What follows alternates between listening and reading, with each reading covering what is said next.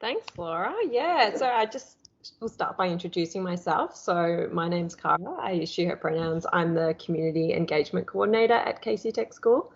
And we've been operating for the last couple of years, although of course it's been off and on for a little bit, but we are back in the building now with students, which is very exciting. So I wanted to come along and talk a little bit about some of the programs that we've developed alongside the City of Casey and some other community partners that link with Smart Cities. So we'll head into the next slide. I also wanted to acknowledge the traditional custodians of the land that I'm coming in from. So that's the Wurundjeri Woiwurrung people of the Kulin Nation, and pay my respects to elders past, present and emerging. Thanks, Laura. Next one. So I wanted to, I guess, give the context of Casey Tech School a little bit. So we've got some photos here of students in programs, and you can see the sort of diverse technology that we have access to. So we are a shared learning facility that delivers STEM programs, so science, technology, engineering and mathematics programs to students, high school students in the Casey region. So that's 23,000 students roughly that we have coming through our building. And we also provide programs to public schools, independent schools and Catholic schools. So across the board in Casey. And it's all free. It's funded by the state government as well. So we've got innovative and real world education programs. So we're trying to give students access to technology that they might not necessarily have access to in their schools. Industry level equipment, so they can see, what sort of fields they might want to go into and be inspired as well with career pathways and study pathways in STEM. And the real world connection for us is really about co-designing our programs with local partners. So City of Casey is one of our community partners. We also work with CSIRO and NGV and big statewide organisations, but lots of local organisations like Successful Endeavours, which is a local business. We work with Casey Cardinia Libraries, University of the Third Age and so on. So we try to connect all of our programs to local challenges as well for students to work on, which is wonderful, so that they are not only helping to address issues that are relevant to them, but also learning, skills along the way in STEM and also enterprise skills like collaboration, communication, pitching, project management, so on, that they can use across any industry. Because we found that students these days will be having, up to 17 jobs across 5 different industry areas. So it's really important for them to have those transferable skills as well as STEM skills. And we also, really, like I was saying, preparing students for the jobs of the future. So connecting them with local pathways, local industries, and the jobs that they can have here in Casey as well, which is very exciting. So next slide there, Laura. So one of our big programs is our enterprise program. That's a 3-day program that we offer to schools. They can come in a big group of 90 students from one school or a smaller group and mix with other schools, which is great. A little limited at the moment with COVID restrictions, but when we can have multi-schools, it works really well because they learn a lot about teamwork and working with people we might not normally work with, collaboration and so on. And one of the challenges that students can look at while they're here for that program is the LoRa Hack Challenge. So this challenge is how can the City of Casey's long range or LoRa wireless network be hacked so that the sustainability and functionality of Casey infrastructure is improved.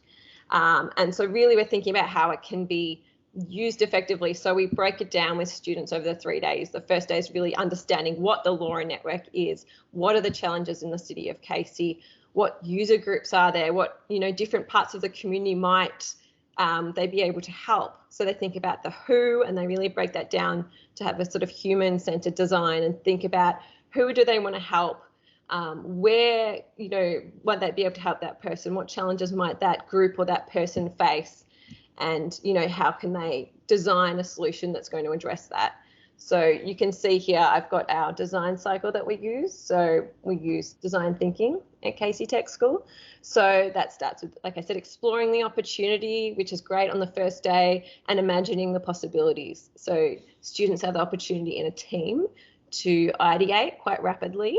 We use big glass walls and they have chalk markers and they're writing all over, and it's really, you know, colourful and wonderful, and they come up with all these great ideas. We then help them to come up with a way to critically analyse the different ideas, think about the sort of criteria that they want to grade their ideas against, so that sort of depersonalizes it. It's not as competitive for the students, but they can really break down the ideas and what's going to solve the problem. And then they get to, for the next 2 days, which is a really exciting part, is prototype. So we sort of, it's a bit of hands off. We give them some master classes which they can attend in different skills. So that might be in robotics, electronics, virtual reality, computer aided design. And they, as a group, you know, attend different master classes and then come back together and start generating prototypes. And they can then, you know, iterate over the next couple of days. They have master classes in project management and pitching as well, so they can keep it on track and also communicate their idea, which is my favorite bit. At the end of the day, at the end of the third day, they have an exhibition. They all have a stall. They have great presentations. They have, you know, prototypes. They have slideshows. They have, you know, flyers and marketing and slogans and logos, and they really get into it. And we can understand, you know, their idea. They can communicate their idea. We can ask them questions. So it's really, for me, it's a really great overall program where they can come up with some ideas, iterate these solutions, and then share them. So it's, I feel like it's a very good representation of what happens in the real world, in a workplace as well. So when you're breaking down an idea and coming up with solutions and then sharing it. So yeah, that's one of my favorite programs, and I will share some solutions that the students came up with a bit later, but I'll go into the next program, Laura. So another Smart City program that we offer is our Smart City Challenge. And this is one that we developed quite closely with the City of Casey's Smart City and Innovation team, which was last year in 2020, when everything was online, more or less. So we thought, how can we have an online challenge that schools can do at their own pace? Because as we know, teachers were and probably still are quite overwhelmed with, you know, having remote and in-person learning happening at the same time. So we thought, how can we make their lives easier? How can we have a pre-prepared program that they can sort of take on and do in their own style? So we came up with this Smart City Challenge. How can the City of Casey empower local residents and businesses to use sensors and data to improve their lives? So a lot of what Simon was talking about from innovation, really empowering the local community to use this in their own lives. So to take on that change and think about how they can use sensors at home, in their stores, and how they can then use that data to either inform them or to make something happen. So an automated system to make their lives easier, whether it's a sensor, you know, detecting soil moisture that then activates sprinklers in their garden or at their local sporting club, so that they don't have to worry about when to water the grass, for example, something as simple as that. So thinking of things like that, which was great. It was quite flexible, like I said. So some schools did it over a longer amount of time. Some did it as a shorter, you know, 1 week challenge. And it was really wonderful because we had an online catch up with Laura Baker, to hear some of the solutions that students were suggesting, which was fantastic. So that was a really great opportunity to share their perspectives and their ideas back with the council. So next program. And one of our very new programs, which I'm excited to talk about, is our traffic maths program that we developed in partnership with Intellimatics. So I was fortunate enough to meet Jace from Intellimatics at the Smart City Community Reference Group that he is also a part of, and we got chatting. And he said, you know, we have all this traffic data, you know, would Casey Tech School be interested in using that for one of your programs? And I said, yes, absolutely. So we sat down with Intellimatics and came up with this program that we could use their data for. So the students will be using machine learning models. We will be using things like Google's machine learning or Teachable Machine, which you can use basic AI and teach students about how machine learning works using, you know, a database of information to predict future behaviour. So they will be learning about how to use AI to detect moving vehicles and different types of vehicles, and then put that into a database, and then also analyze that data and visualize it. So creating graphs and so on using that data, so that makes it easier for decision making. So that's how a lot of businesses and councils will be using data. They want it to be understandable, so they'll be visualizing it in a really easy to understand way and then making decisions. So we're sort of moving students through that process, and hopefully they'll be able to use those skills in a lot of jobs in the future as well, and really understanding how AI works. So next one, Laura, and I'll just talk through some of the awesome solutions that students came up with. So these are some of the things students came up with from the Laura Hack challenge. As I was talking about, they have an exhibition on the final day, and these are some photos I took from their stalls.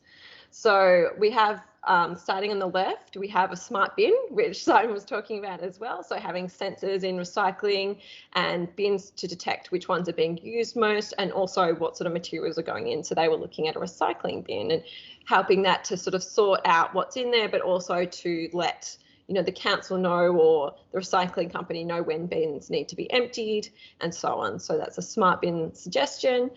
The second one we have, this is a little model of a hospital. So having sensors to detect not only how many people are in a space, but also the temperatures of people as they come through. So automatically detecting perhaps if someone's temperature is too low or too high, and alerting the staff.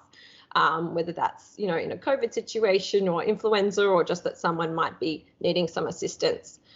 So using smart sensors in a hospital setting. We have safe parks, using sensors and security cameras as well to detect when people are there and in certain areas, and alerting the council and letting them know, perhaps if areas need a bit more maintenance, or need, maybe there's a lot of people using a certain space in the park that's not getting enough attention, and, recording that data and sharing it. We have safe buildings, so smart buildings using sensors to detect things like temperature and humidity, particulates, so perhaps air pollution and things like that, and again sending that to perhaps the maintenance for the building to keep an eye on that. And then we've got a traffic, so we're using something like in telematics, detecting traffic, seeing which areas are busy, so that might lead to different roads getting more attention, perhaps needing different traffic lights set up, or different pedestrian crossings, or needing potholes fixed and so on. So traffic data there. We've got one set up for Wilson Botanical Gardens in Barrett. So this is an idea of using the LoRa network to track how many people are there coming and going. So it's got its busiest periods, and also when the cafes open, and when different events are happening, and all in a central hub that could be an app that people could access. We've got at JB Hi-Fi, so this was set up for shopping centres and retailers to have a pedestrian counter to keep an eye on that, and also when stock levels are low, detection around that too. And the final one there is a car pollution sensor as well, to, I guess, let people know in certain areas where there might be increased pollution, or areas that could do with, more access to perhaps public transport, or e-vehicles and so on, electric vehicles. So yeah, that's some of the student solutions, and they've had this wonderful opportunity to share with the council as well. So we have Adam, who's on the call today, came along to this exhibition and listened to the student solutions, and I'm also been tracking all of the solutions that students have come up with to share back with council, so that it can be taken on board and hopefully implemented down the track as well. So it's been really great. We can help the students feel, be empowered to come up with solutions and contribute to council, but also to give the council all these great ideas. And if you do want to visit us at any point, feel free to give us a call, email, or visit our website. And that's it from me, Laura. Thanks. Thanks so much, Cara. It's so great to see, I guess, the amount of innovation that's happening from our young people within the city of Casey, and getting those regular feedback loops around how could the LoRaWAN be utilised? What are some sensors that the students would like to see more of within the City of Casey? So it's such an important partnership for us as a team, and also for the City of Casey as well. So thanks so much for sharing. We might hold any questions to the end, but please feel free to pop any questions in the chat. I'm going to stop sharing my screen now, and James is going to, from Swinburne University, is going to spend about 10 minutes sharing about the 3 corners of the city. Thanks again, Cara. That was a fabulous presentation. Much appreciated. Take it away, James. Okay, thank you, Laura, for that. So hi, everyone. My name is James Barrett, and I'm a digital artist and lecturer from Swinburne. I'm also the discipline leader in the School of Design and Architecture and theme leader of public media places in the Swinburne Smart Cities Research Institute. I'm here to talk to you today about a commission work which is titled 3 Corners of the City, which was for the City of Casey. I'd also like to thank the City of Casey and Laura for the opportunity to create the work and to present this to you today. I'd like to begin by acknowledging the traditional owners of the land on which this presentation is taking place. I pay my respects to elders past, present and emerging, and celebrate the diversity of Aboriginal peoples and their ongoing cultures and communities to the lands and waters. Now I'm going to play a short video.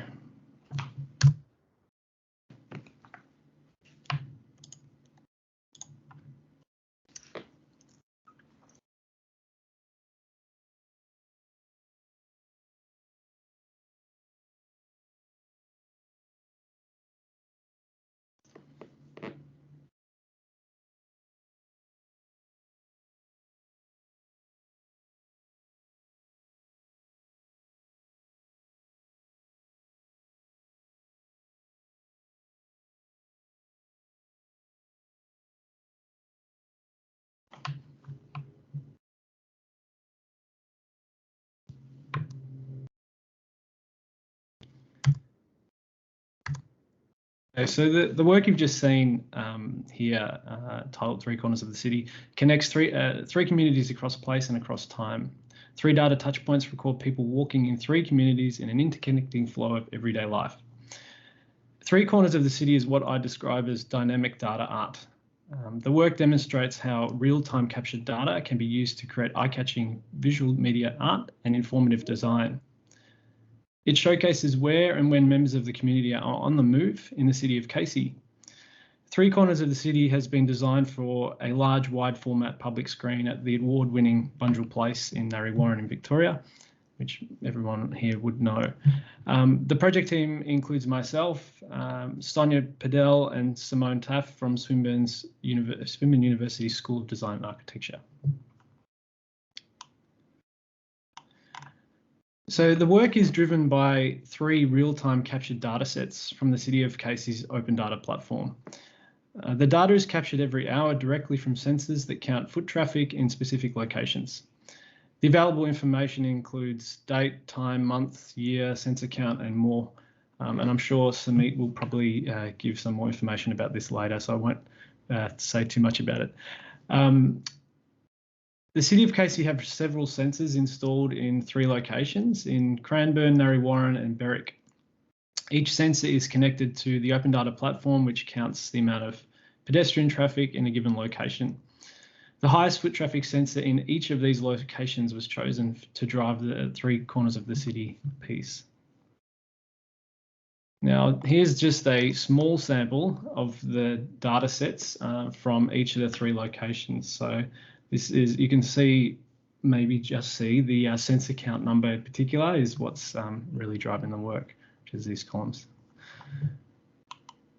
And this is how it looks visualized. So in 3 Corners of the City, each data set creates moving forms that through influencing speed, density and saturation of 3-dimensional particles. Each visual form is created by the movement of the community. Here you can see all 3 locations together at a peak time of the day. So we have Cranbourne on the left, Narre Warren in the middle, and Berwick on the right. The colours are inspired by the locations of the sensors, with each being visibly different so that they are easily identifiable. The visual design with this piece resembles waves of the ocean or birds in flight. On the left and right side of the screen, hopefully you can see that, there's an information overlay, and these indicate the day of the month on the left and time of day on the right, and it's in 24-hour time. And so it'll cycle through in the piece. It cycles through every 5 seconds. Now, I've got a few screenshots from the work and the 3 data sets, so you can see at different times of the month and different times of the day. This is these frozen moments. Here's one from the Narre Warren set, and some from the Barrett data set.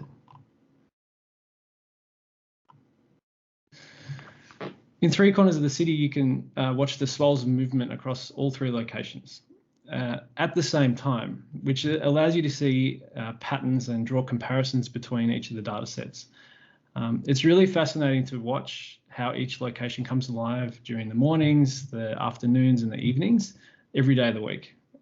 It's fairly typical, you could say, particularly if we're using the most popular sensors or the most highly hit sensors. What I found very interesting, however, and you will too if you see the work in person, is how the data highlighted how closely people in each location were following the COVID curfew that we had in place in Melbourne recently from 9 p.m. to 5 a.m. every day, because nearly every time it would hit 9 p.m, the work would come to a complete standstill. And so even though having said that, there was still a bit of movement across the course of the evening, but nothing too crazy. So that was really very interesting. Visualizing data through art and design makes it more approachable, memorable and engaging. People don't have to make sense of endless rows of columns of data in a spreadsheet. Seeing it in this way allows people to get a snapshot of what is happening in their communities, and it is less likely to have language barriers, which is a big thing. Visualizing data through art and design can help to reduce the complexities that Simon was talking about in his keynote earlier. So you can use things like graphs and charts, but it can also take on abstract forms like this work here, where data becomes art. In the case of 3 corners of the city, the addition of motion presents the data dynamically and encourages deeper engagement from its audience. Its abstract nature invites the audience to take some time to immerse themselves in the work. Dynamic data is very powerful for city planning. In the context of 3 corners of the city, it is especially useful for visualizing traffic flows and, in this case, supporting pedestrian safety. And there's several other things, you could list them, hundreds of them really, how this sort of visualization can help communities and councils for planning. Here's an example of a series of screenshots of over the course of one day, and you can kind of get a feel for what's happening here. So from 3 a.m. to really 11 p.m. From 9 p.m. it just sort of flatlines down back to what it was, to an almost standstill. But really interesting those key times when it's busy. So between 7 and 10 it's sort of picked up. By 11 it was getting really busy in most locations, particularly Narre Warren, and between really the school pickup times 1 to 3 it gets really busy, and then from about 6 to 8 it starts getting really busy, and 9 sort of fades out a bit. But on weekends it would change too. So it's just really interesting to see this in one shot.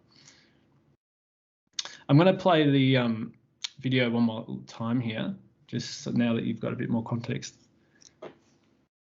And there's no sound if you were wondering, it's just a video.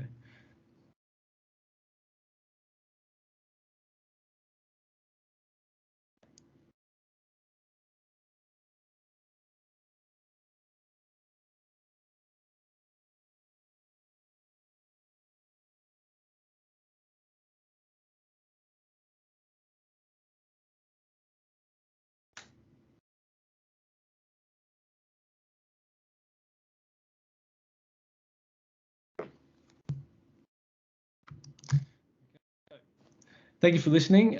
Please get in touch if you have any questions and connect with me on LinkedIn. If you're interested in having a look at some of the other smart cities projects that Swinburne is involved with, the link is there. I'll throw it in the chat as well. Where is it? Here we go. If you want to have a look at what we've been up to as well in different areas. But thank you for that, and I'll pass it back to Laura. That was awesome. Thanks so much, James.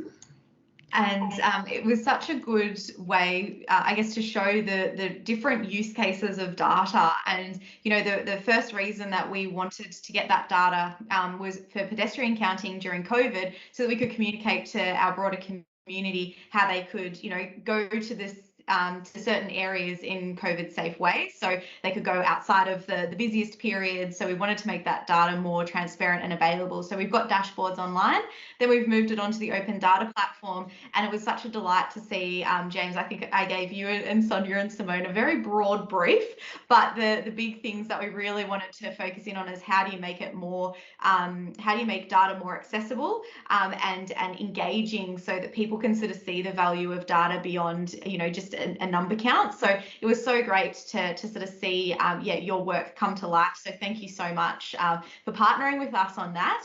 And it is within Bunjil Place at the moment. So on one of our big internal screens, we've had a couple of tech challenges with it, but I think it's up and running now. But we'll also be having a feed on our open data platform as well. So you can sort of see it. And I think I think it was Mandy, said it was quite mesmerizing. If you ever just want to tune out and just have a moment and meditate, the data can, I think, can help with that. It was beautiful to watch. But yeah, I think thank you so much for bringing the data that we're collecting to life and giving it as sort of a home in the art space as well. So Simon, I think you've got a quick question. I think we've got time for one quick one if you'd like to ask it to James and the team. Yeah, it was really just about you know, how you could potentially bring other different data sets into use with the people data. It'd be really interesting to see how it fits with, say, environmental data or other things like that. Have you guys done anything like that? I guess I'll speak first. We've done some other work similar in the past where we've visualized heat sensors. Not just traffic related stuff. So we've definitely done things like that. You can actually probably still see the work at 664 Collins Street in Melbourne. There's a big 8-metre screen there where there's live data that's being fed in there, and it's pulling in data from all over the place from different things. So yeah, it's possible. We've done it and keen to do more. Yeah, this is the best. This is the coolest use of data that I've ever laid eyes on. I love it. Love to have a chat with you about it some more, James. Sounds good. Happy to do that. Awesome. There's a couple of other questions. Any plans to launch an NFT of your work?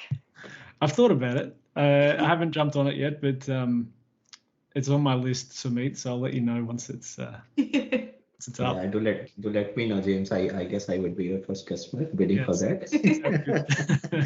It's an awesome piece of work, actually. I really want to congratulate you. Yes, thank you very much. Awesome. And one last question. Have you thought about triggering a soundtrack of the movement of data? Yeah, definitely.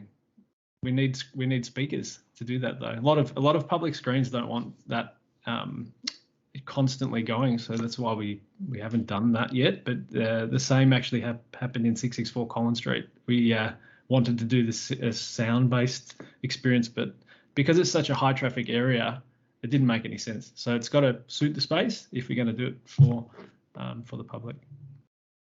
No, that's great. Thank you. And please do keep the questions coming for James and other presenters as well. And yeah, really looking forward to our future collaborations next year and how we can continue to use the open data platform to tell more stories about our city more broadly. So thanks again, James and team. That was great.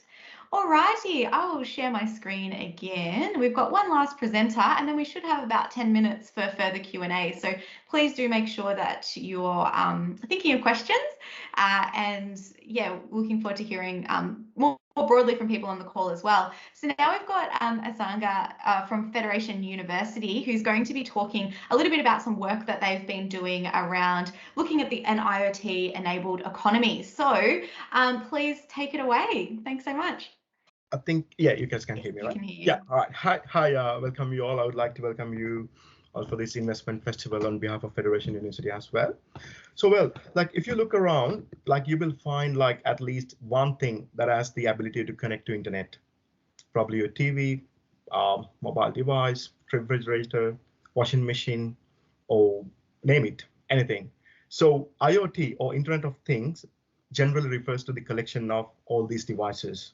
And definitely, in order to get the real benefit of IoT, we need to have a strong network. So LoRaWAN or long range wide area network made for IoT.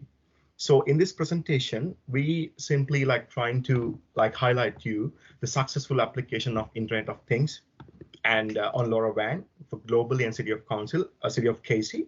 And we're just trying to help the KC community and the businesses in this council just how you're gonna like apply LoRaWAN and Internet of Things in your business or in your household or in your community. So before we let's go to correct. Thank you, Laura. So before we discuss about the application, I would like to like show you like how this is like really happening in the world. So if you can see this, the global revenues, like I think we can't see the numbers in the graph, but I know in 2019, it's the total sales from IoT, it's like nearly 400 billions. And in 2030, it's nearly 1,000 billion. So this is like from billions. So day by day, year by year, the sales revenue generating from IoT and LoRaWAN technology is increasing. So as you can see in the right side, you can see nearly 1.9 trillion global economic value addition created by in 2022 because of this IoT and LoRaWAN, and nearly 26 billion devices like we have at the moment, and 4 billion connected people, 50 trillion GBs data, and 25 million apps. So that's how world is reshaping their business models and business activities, and that's how they are getting the benefits from this IoT and LoRaWAN. So therefore, now it's our chance to get these benefits into our community and into our businesses. So we have the world proven like numbers, details to support our argument. So in order to prove that, in order to provide a broad, like a narrow view, we just narrowed down our research into main 3 areas, like for healthcare, like how we can apply this IoT, LoRaWAN in the healthcare sector, retail sector, and in the construction sector. So as you can see, before doing the application part, we need to know what are the benefits that we are getting. As you can see in the presentation, in the healthcare sector, we can monitor the health and wellness. We can manage the diseases, energy management. And even in the retail sector, we can optimize the inventory, mobile employee, and we can replace the repetitive works. And even the construction sector, we can improve the repetitive works, operating efficiency, machine monitoring, as Simon said. So we have a lot of benefits. So the next thing is, all right, we have benefits. Now we need to apply this into our business and in our community. So in order to do that, we need to have a strong network or infrastructure facility to implement this LoRaWAN technology. If you go to the next slide, Laura. Thank you. Yes. So we are so lucky because at the moment, City of KC Council, they have spent nearly $46,000 to develop all these infrastructure facility for all the community and business users. And nearly they have covered like 90% of the coverage in City of KC. So, and interestingly, it is free for everyone. And that will really help our community and business to get the use of this IoT and LoRaWAN technology to apply in our businesses. And if you go to the next slide, well, now we have the network. We know we have some global like confirmed numbers about these cases. So let's discuss about some use cases in City of KC and globally. And this one, if you just think about the retail sector, you might like wondering how come we're gonna apply this LoRaWAN in the retail sector. Yes, we can use this temperature and humidity sensors. So that will simply help us to improve the quality of the foods. And at the same time, we can prevention from the failures.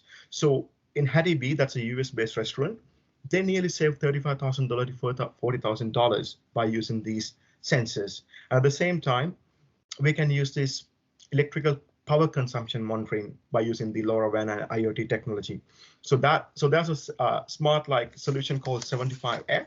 So by using that 75F, what they're going to do, they predict and automate the building energy use and manage them productively and allocate to get the cost savings and benefits. So as for the reviewed the cases, we discovered that by applying this, we can nearly like save 50% of our utility cost by applying this technique in our business. And if you go to the next slide, this is interesting.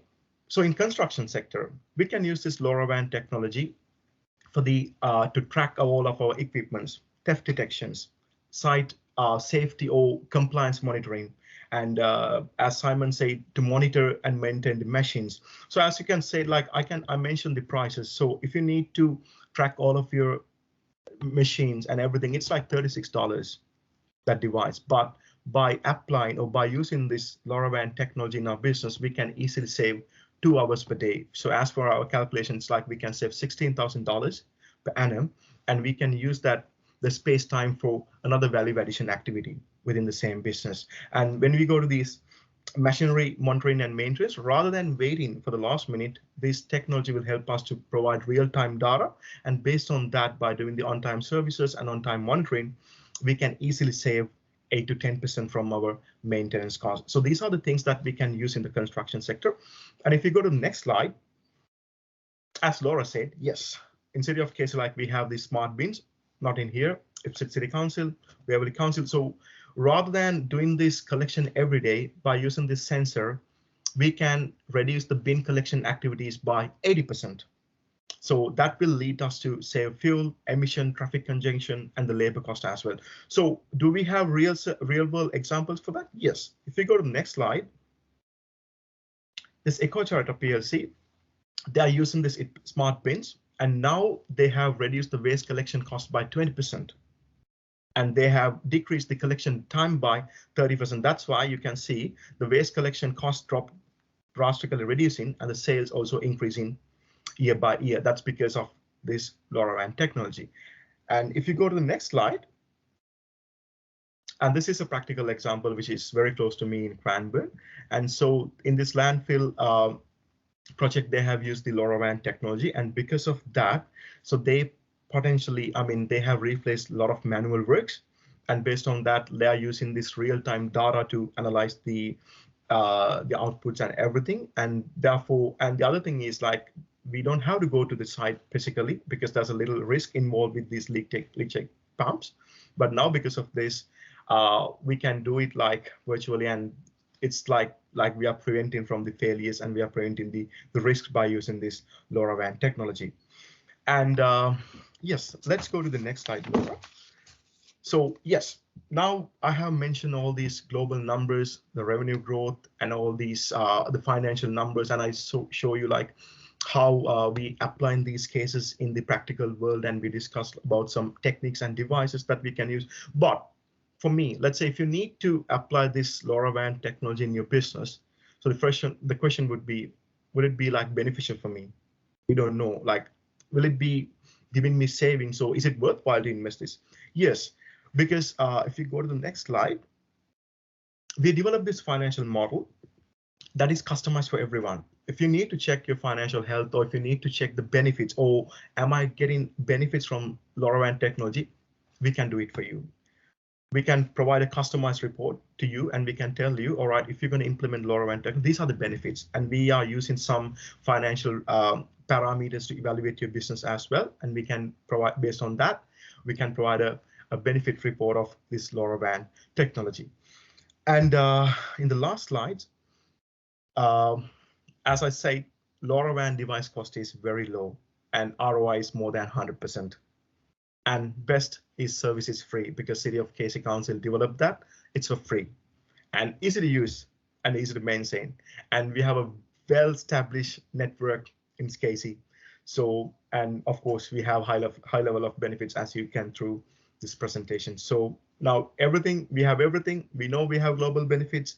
We know we have a wide network coverage, and we know it's for free, and you can check whether it's beneficial for you by using the financial model. And of course, that's your call. Thank you.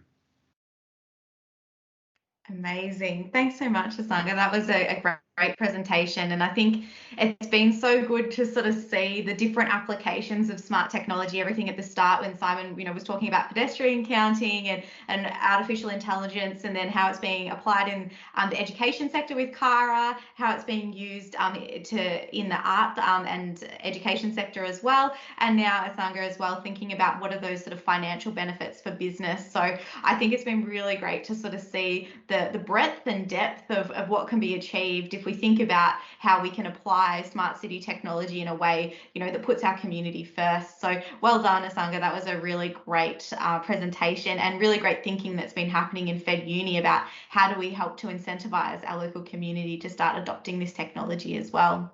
Does anyone have any questions for any of our presenters today, or any reflections or anything that you'd like to share?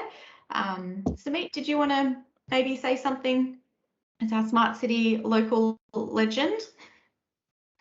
So I would first I would like to congratulate Asanga. So it was really a great presentation, and how you have explained, like in City of Casey, this LoRaWAN network is free, and how people can benefit from all the different domains perspective. Like if someone is working in environment sector, or maybe the economical sector, or maybe healthcare sector, so how they can use and just buy a small like 50 bucks or 100 bucks LoRaWAN sensor, and they can use our technology.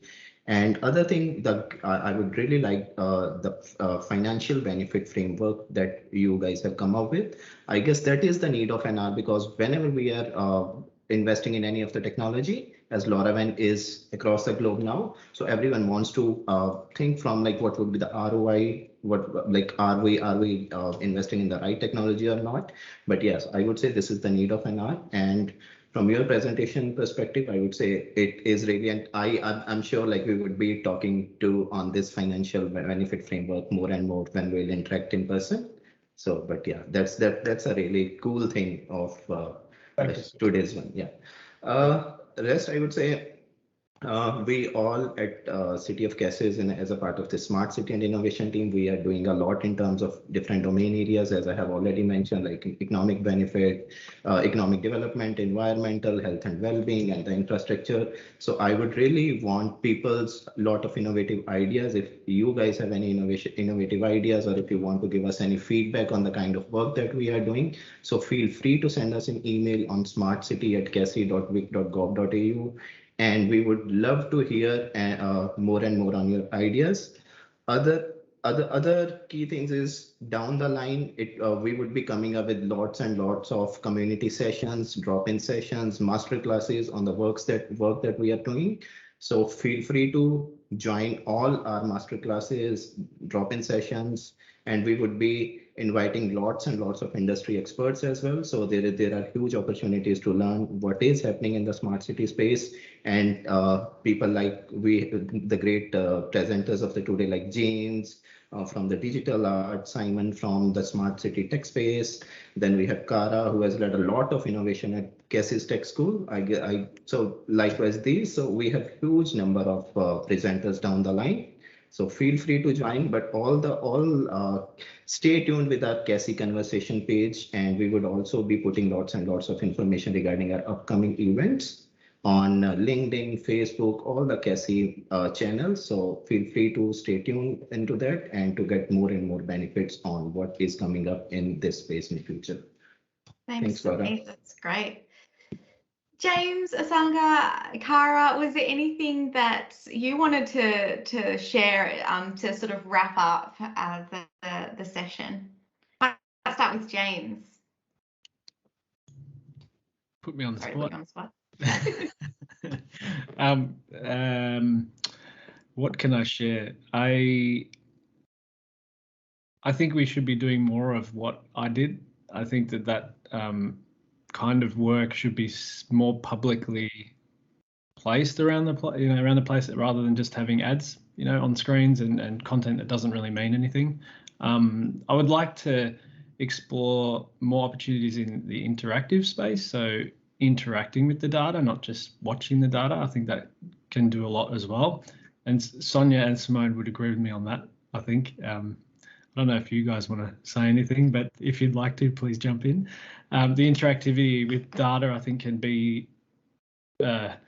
beneficial for the community, and I think it's also a nice way to feel like you're part of something. So it's even though in some ways the pedestrian count data is people interacting without knowing it, there's something different when you're actually touching it. So I know that screen in Bundle Place, you can touch it and things can happen. So I think there's opportunities in that space as well. So interactive data. Oh, that's great. And we've sort of partnered with Swinburne, with Simone and Sonia as well. Some of the master's students in design came up with some, smart city ideas for the city of Casey, and one of them was a sort of smart data playground, which we're really keen to explore about how you embed that sort of interactive data experience for young people so that we can actually get an understanding of what their experiences are, and they can see it in real time, but also learn about data from a really early age and how, counting and those sorts of things. So how we embed that into our physical spaces, I think, is something that's so important, because if we just have smart cities in a corner somewhere, it really limits its capacity to scale and to, change and support our community. So I think that's a really good reflection, James. Thank you.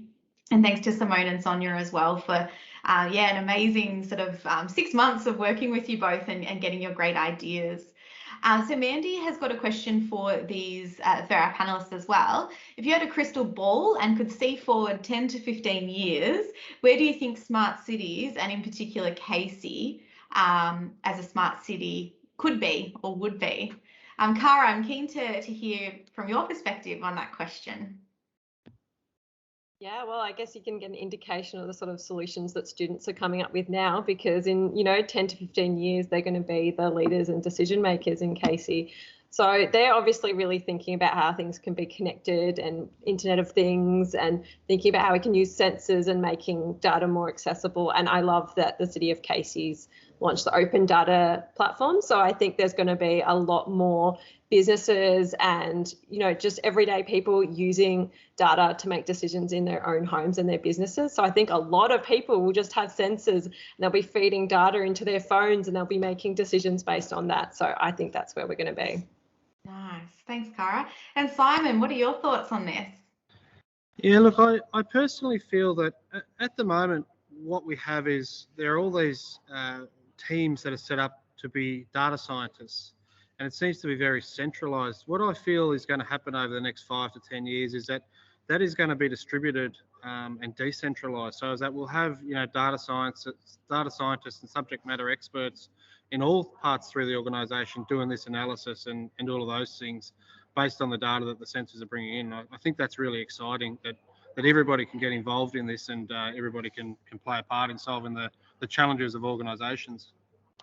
Yeah, I think as well, extending that into the community, there's so much untapped knowledge that we have within the city of Casey. How do we bring, the data smarts and, the citizen science sort of aspects into how we're making decisions as well, so that we're partnering on decisions through the use of data. So I think that we'll be seeing more of that within the city, and I'm really personally excited for that as well, because I think, decentralizing data helps us to make more informed decisions all across the city. So creating more opportunities for that, which then sort of feeds into that digital democracy and other sort of spaces, which I think is going to be emergent and really important. So yeah, good point, Simon. One last question from Alex. How can Casey and councils generally help people and organisations like yourselves to collaborate and work together to solve community challenges? Sandra, I'm keen to hear from your perspective as a PhD student at Fed Uni. How can council be helping more to collaborate? Yes, like for me, like we just check all these financial aspects of a business. Like, let's say if you need to, from our end, I'm thinking like, if we are just doing any task, we need to show some results and all the findings. So whatever, like we research, we identified that we have a lot more benefits out of this, and we prove that. So therefore, and even the city of Casey, they have the wide network coverage and everything, and every infrastructure is there. So if you can like come and join with us, or just ask from us, like we can probably help you, and we can financially like evaluate you the things. And of course, yes. Nice. So council sort of almost being that facilitator of where the knowledge is around, you know, financial management and smart cities and where the needs might be in the community. So being that sort of facilitator, it's a really good reflection. Did anyone else want to share anything as maybe the last reflection of the day on this great question from Alex? Anyone? I don't want to pick on people. I feel bad when I do that, but. But I guess I really Yeah, want to go congratulate everyone. So we have, I guess, lots and lots to learn from industry experts as like you guys. So hopefully we'll have more and more interactions to make our city life better with the help of the technologies and the domain areas that you guys are working in. So fingers crossed, and would love to meet you guys in person when things are back in normal. Hopefully these are in normal, but when we all would be joining the office back soon. Exactly. And, you know, next year there will be heaps more opportunities. We're launching a living lab, which is, you know, creating a network of physical spaces within the city of Casey for us to test, trial and experiment these ideas on the ground with our community. So we're looking for partnerships and ways that we can kind of bring that to life as well. So there's lots of opportunities, but on behalf of the city of Casey, I'd really love to thank all of our presenters today and people who you know, jumped on the call as well. It's really great to sort of see so many people who are interested in this space and also want to, you know, improve the city of Casey through the use of data technology and innovation. Make sure you do come back at 2 p.m. today to see our open data showcase, see things similar to what James has been doing, other applications as well. So thank you everyone for coming today. We will be, we're recording this, so we're going to be putting that up online as well. So you'll be able to relive all the great memories after this as well. So thanks heaps for coming along today and looking forward to seeing you all in 2022.